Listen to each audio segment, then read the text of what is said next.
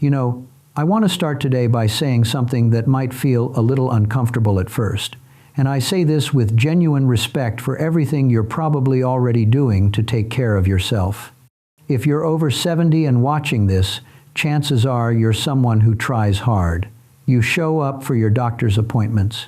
You take your medications. You push yourself to stay active because we've all heard that movement is medicine, that you have to keep going, that the moment you slow down, that's when things fall apart. And I understand that. I really do. But here's something I've observed over 30 years of caring for older adults, something that rarely gets talked about openly. A lot of people in their 70s and 80s are actually making themselves worse by trying too hard. Not because they're doing anything wrong, exactly, but because they're applying rules that worked beautifully at 50 to a body that doesn't operate that way anymore. Today, I want to explore this with you. We'll talk about why pushing harder after 70 often backfires, why some of the habits you think are protecting you might actually be wearing you down, why your doctor's tests don't always mean what you think they mean, and why, and this is really the heart of it, listening to your body often matters more than forcing it. This isn't about giving up, it's about getting smarter, and I think by the end of this, you might see your own health a little differently. So let's take our time with this. The first thing I want to address is what actually happens to the body after 70. And I don't mean this in a depressing way, I mean it in a practical way, because understanding this changes everything. When you were younger, your body had what I'd call a large margin for error. You could skip sleep, overdo it at the gym, eat poorly for a week, push through an illness, and you'd bounce back. Maybe not perfectly, but well enough. The system had reserves. After 70, those reserves shrink, not dramatically for everyone, and not all at once, but meaningfully. Your muscles recover more slowly, your tendons and ligaments are less forgiving. Your immune system, while still functional, doesn't respond with the same vigor. And perhaps, most importantly, your body's ability to adapt to stress, what we call homeostatic capacity, becomes more limited. This doesn't mean you're fragile. I want to be clear about that. Many of my patients in their 70s and 80s are remarkably resilient, but their resilience works differently now. It requires more rest between efforts, more attention to recovery, more respect for signals the body sends. And here's where the problem starts. Most health advice doesn't account for this. The guidance you hear, exercise more, stay busy, don't let yourself slow down, is designed for a general population. It assumes a body that bounces back quickly. And for many older adults, following that advice too rigidly leads to a cycle of overdoing it, feeling worse, pushing through anyway, and eventually breaking down. I've seen this happen so many times.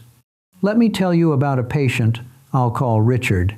He was 74 when I first met him, a retired mechanical engineer. Very sharp, very disciplined. The kind of person who kept spreadsheets of his daily walks, his blood pressure readings, his weight. Richard had read all the articles about how you lose muscle mass as you age, how you need to keep challenging yourself. So he did. Every morning, he walked 3 miles. Then he added strength training 3 days a week. Then he decided that wasn't enough, so he started jogging short intervals. Within about 4 months, Richard was exhausted. Not just tired after exercise, tired all the time. His sleep got worse. His appetite dropped. He started having joint pain that wouldn't go away. And most frustratingly for him, he actually lost strength. His legs felt weaker than before he started this intensive program. When he came to see me, he was genuinely confused. "I'm doing everything right," he said. "Why am I falling apart?" And the answer, though he didn't want to hear it at first, was that he was doing too much. His body couldn't recover from the accumulated stress. Instead of building him up, all that effort was breaking him down. We scaled back significantly, cut the walks to 1 mile, replaced jogging with gentle stretching, reduced strength training to twice a week, lighter weights, longer rest periods, and slowly over about 2 months, Richard started feeling like himself again. He still exercises today, but differently, more patiently, and he's doing much better. Now, Richard's story illustrates something about physical activity, but the same principle applies to medical care itself, and this is where things get even more nuanced. There's a concept I try to explain to my patients called the cascade of intervention. It works like this. You get a test, often a screening test you didn't necessarily need, and it finds something. Maybe something small, something that, in a younger person, would be worth investigating. So, you get another test, and that test leads to a procedure, and the procedure has a complication.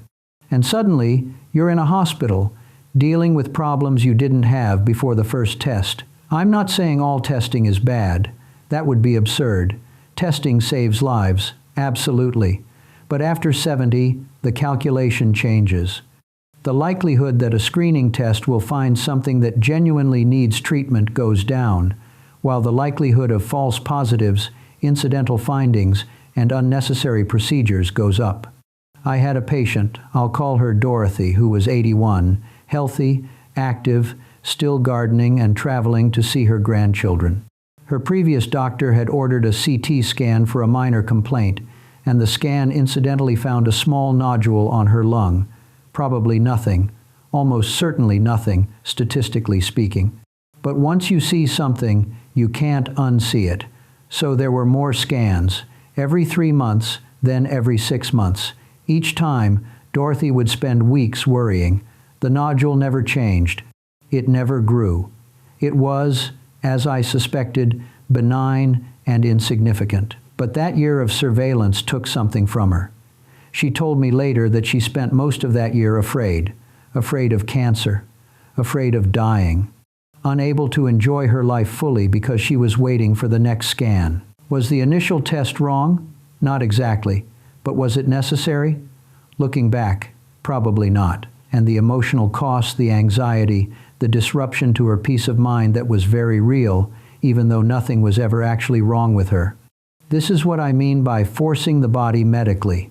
Sometimes we do too much, not because it helps, but because we're afraid of doing too little. And that fear, while understandable, can cause harm of its own. Let's talk about another area where I see this pattern: blood pressure management. Now, treating high blood pressure is important. I'm not going to argue otherwise. But the targets we aim for, and how aggressively we pursue them, should probably look different for someone who's 78 than for someone who's 52. There's been a lot of research on this, and I'll spare you the technical details. But the gist is this: very aggressive blood pressure lowering in older adults sometimes causes more problems than it solves. Dizziness, falls, fatigue, cognitive fog. These aren't minor issues when you're 80. A fall can lead to a hip fracture, and a hip fracture can change everything. I had a patient, Walter, 83, former high school principal whose blood pressure was being managed very tightly by his cardiologist. Multiple medications, target systolic under 120. On paper, his numbers looked great. But Walter kept falling. Not dramatic falls, just unsteadiness. Getting up too fast and needing to grab the wall. Twice he went down in his driveway. When I reviewed his medications and his blood pressure logs, I saw what was happening. His pressure was dropping too low at certain times of day, especially in the morning. His body couldn't adjust fast enough when he stood up. We talked with his cardiologist, made some adjustments, relaxed the target a bit. Walter stopped falling. He felt more alert. Yes, his blood pressure was slightly higher on paper, but in real life, in the life he was actually living, he was safer and happier. That's the trade-off we don't talk about enough. Perfect numbers versus actual function. And after 70, function should usually win. This brings me to something I've come to believe quite strongly over the years, and I hope you'll sit with this idea for a moment. The best measure of health in older age is not your lab results or your scans or even your diagnosis list. It's how well you function in your daily life. Can you get out of a chair without using your arms? Can you walk across a parking lot without losing your breath? Can you balance on one foot for a few seconds? Can you carry your groceries? Can you get down on the floor and get back up again?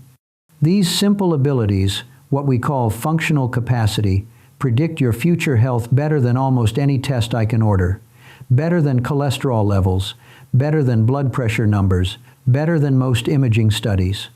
And yet, when people come to see me, they rarely ask about function. They ask about their numbers. They ask if they need another scan. They want to know what their risk is for this disease or that disease. I understand why. Numbers feel concrete, definitive. They give us something to hold on to in a world that feels uncertain. But here's the truth. You can have perfect numbers and still be declining functionally. And you can have imperfect numbers and be doing remarkably well in real life. I've seen both many times. So when I work with older patients now, I spend less time chasing numbers and more time asking, how are you moving? How is your energy? What can you do today that you couldn't do 3 months ago? Or what have you lost? Now, I want to share one more story because I think it illustrates a pattern I've seen over and over again. Her name was Margaret, 77 years old, retired nurse. Margaret was what I'd call a high information patient. She read everything, researched everything, came to appointments with questions printed out. I genuinely appreciated her engagement. But Margaret was also anxious, understandably so. She'd watched her mother decline with Alzheimer's, and she was terrified of the same thing happening to her. So she was hypervigilant. Every time she forgot a word, she panicked. Every misplaced key became evidence of impending dementia. She asked me to order cognitive testing, then brain imaging, then more testing. And each time, the results were normal. Or mostly normal, with the kind of minor changes you'd expect in any 77-year-old brain. But Margaret couldn't let go of the fear. And the testing, instead of reassuring her, just gave her more things to worry about. Every small variation in her results became a new source of anxiety. Eventually, I had a long conversation with her, a hard one. I told her that I understood her fear. It was completely valid given her family history. But I also told her that the constant monitoring wasn't helping her live better. It was making her worse. She was spending so much energy worrying about her brain that she wasn't actually using it. She'd stopped reading for pleasure, stopped socializing, stopped doing the things that genuinely do protect cognitive function. We agreed to stop the testing. Instead, we focused on what actually helps: staying socially connected, physical activity, sleep, engaging in activities she enjoyed. Not because these things are guaranteed to prevent dementia, they're not, but because they improve quality of life regardless of what happens. Last time I saw Margaret, she seemed lighter. She'd rejoined her book club. She was walking with a friend 3 times a week. She still worried sometimes, but it wasn't consuming her anymore. That's what I mean by stopping the forcing. Sometimes, the most caring thing you can do for yourself is to stop fighting so hard against something you can't fully control, and instead focus on living well with what you have. Let me pause here and address something important. I know some of you might be thinking, well, my doctor told me to get this test, or my cardiologist says I need to keep my blood pressure below this number, and you might feel like I'm telling you to ignore medical advice. I'm not. That's not my message at all. What I am saying is that medical advice should be a conversation, not a command. The right approach depends on your specific situation, your age, your other health conditions, your personal values, your goals for your remaining years. A test that makes sense for one 75-year-old might not make sense for another. An aggressive treatment plan that's appropriate for someone who's otherwise robust might be too much for someone who's more frail. And your voice matters in these decisions. You have the right to ask questions, to say, what happens if we don't do this? To weigh the risks of action against the risks of inaction. This isn't about being difficult. It's about being a full participant in your own care. And in my experience, the patients who do best are the ones who engage this way, not passively accepting everything, but not rejecting everything either, finding that middle ground where they work with their doctors as partners. So, what does it actually look like to stop forcing and start listening? Let me give you some practical thoughts. With exercise, the principle is simple. Do what you can recover from. If you walk 2 miles today and feel good tomorrow, great. If you walk 2 miles and feel exhausted for the next 3 days, that's your body telling you something. Maybe 1 mile is better for now. Maybe you need more rest days between sessions. The goal isn't to maximize effort, it's to maintain consistent, sustainable activity that builds you up over time rather than wearing you down.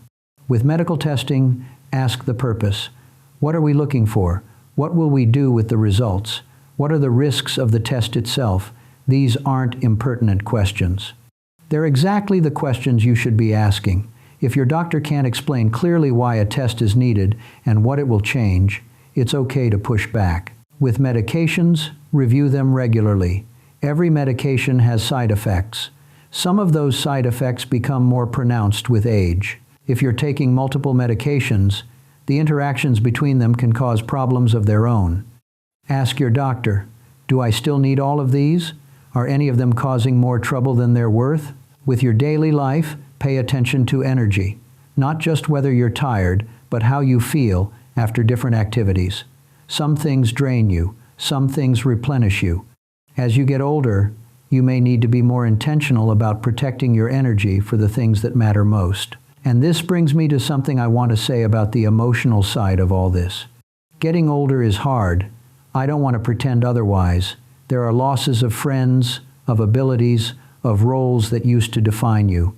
There's uncertainty about the future. There's sometimes fear. And in the face of all that, the desire to do more, to fight harder, to prove that you're not slowing down, it makes complete sense to me. I've watched thousands of patients struggle with this. Hell, I'm getting older myself, and I feel some of this too. But here's what I've learned from the patients who seem to age most gracefully. They accept change without surrendering to it. They adapt. They grieve what they've lost, but they also find meaning in what remains. They stop measuring themselves against who they were at 50 and start appreciating who they are right now. That shift from forcing to accepting, from fighting to adapting, it doesn't mean giving up. It means being wise. It means recognizing that your body is different now and treating it with the respect it deserves. I remember a patient I'll call Eugene. He was 86 when I met him, a former factory worker from Detroit who had moved south for retirement. Eugene had heart disease, diabetes, arthritis on paper. He was a complicated patient. But in person, Eugene was one of the most content people I've ever met. He walked slowly, used a cane, couldn't do half the things he used to do, but he didn't seem to mind. He told me once, "Doc, I used to be able to lift 100 pounds. Now I can't lift 30. But I can still lift my great-granddaughter onto my lap, and that's what matters." Eugene didn't fight his limitations. He worked within them. He conserved his energy for what mattered most. He didn't push himself to exhaustion trying to be who he used to be. And you know what? Eugene lived to 93. Good years, mostly. Not perfect, but good. I think about Eugene often when I talk with patients who are burning themselves out trying to stay young. His approach realistic, accepting, focused on what he could still do rather than what he'd lost, that's what I think of as aging well. Let me start wrapping up here, because I realize I've covered a lot of ground. The message I hope you'll take away from this is not that you should stop caring for yourself. Please keep moving. Please stay engaged. Please work with your doctors. But as you do all of that, remember, your body at 70 or 80 is not your body at 50. It needs different things now. More rest, more recovery time, more gentleness, less forcing. And the way we measure success should change too. It's not about how much you can do. It's about how well you can do what matters to you. It's about function, not performance. Quality of life, not quantity of effort. Sometimes the most powerful thing you can do is listen. Listen to your fatigue. Listen to your pain. Listen to that quiet voice inside that says maybe, just maybe, you're pushing too hard. That voice isn't weakness. It's wisdom. I'll close with this thought. In medicine, we often talk about primum non nocere first, do no harm. It's one of the oldest principles we have. But I've come to believe that principle applies not just to doctors, it applies to all of us in how we treat our own bodies. First, do no harm to yourself. Before you push harder, ask if pushing harder is actually helping. Before you agree to another test, ask what you're hoping to learn and whether you need to learn it. Before you beat yourself up for slowing down, consider that slowing down might be exactly what your body needs. You've spent decades taking care of everyone else. Maybe now is the time to take care of yourself. Really take care of yourself by listening more and forcing less. That's not giving up. That's growing wiser. I hope this has been helpful. I'd love to hear your thoughts, whether this resonates with your own experience or whether you see things differently. Aging is different for everyone, and I'm always learning from the people I meet, both in my practice and in conversations like this. Thank you for listening. Take care of yourselves, and remember, sometimes the strongest thing you can do is be gentle. Until next time,